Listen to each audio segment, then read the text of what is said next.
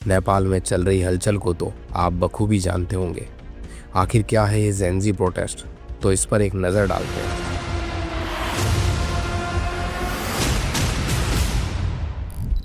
1 सितंबर 2025 को नेपाल की सरकार ने सोशल मीडिया प्लेटफॉर्म्स पर बैन लगाने का फैसला लिया, जिसमें उन्होंने Facebook, YouTube, Instagram, x, Twitter जैसी कई अन्य प्लेटफॉर्म्स पर बैन लगा दिया।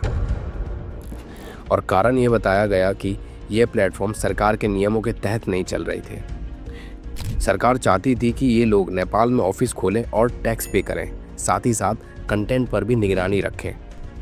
और जब उन्होंने ऐसा नहीं किया तो सरकार ने ये बड़ा फैसला लिया। पर इन सभी के पीछे की असली वजह तो कुछ और ही बताई जा रही थी। दरअसल नेपाल की सरकार को सोशल मीडिया पर चल रही आलोचना और भ्रष्टाचार विरोधी अभियान खटक रहे थे, क्योंकि सरकार पर नेपोटिज्म का आरोप भी लगने लगा था। नेताओं समेत उनके बच्चों और फैमिली मेंबर्स की लाइफस्टाइल सोशल मीडिया पर उजागर होने लगी थी। और इसी बीच नेपाल के सोशल मीडिया पर नेपो बेबी अभियान भी ट्रेंड करने लगा था, जिससे युवाओं की नाराज़गी और भी बढ़ गई। और इसी वजह से नेपाल की जनता सड़कों पर उतर आई और इसका सभी ने मिलकर विरोध किया, जिसको जेनजी प्रोटेस्ट का नाम दिया गया। उनके लिए सोशल मीडिया आवाज़ उठाने से लेकर पढ़ने लिखने, रोजगार ढूंढने और लोगों से जुड़े रहने का साधन था। बैन लगने पर युवाओं को लगा कि इससे उनकी आज़ादी और भविष्य दोनों खतरे में है, जिसकी वजह से वहाँ की जनता ने वीपीएन का यूज़ करके ऑनलाइन ही फ्री सोशल मीडिया जैसे अभियान चलाना शुरू कर दिए।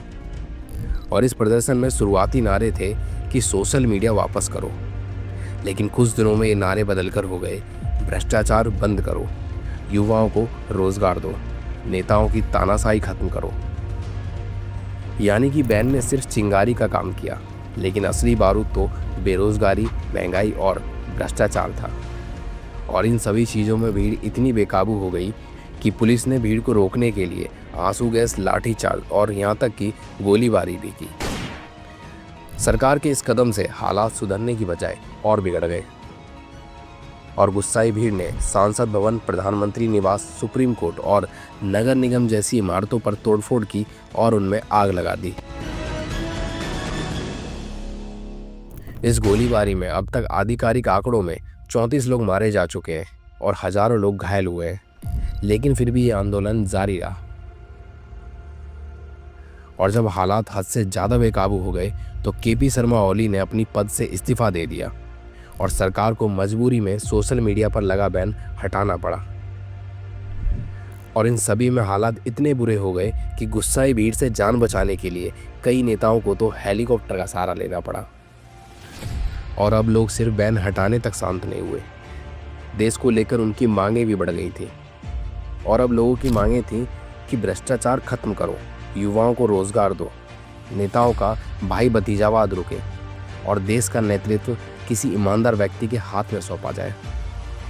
और इन सभी में पूर्व मुख्य न्यायाधीश सुशीला कार्की का नाम सामने आया, जिन्हें लोग एक फ्यूचर नेता के रूप में देखना चाहते थे।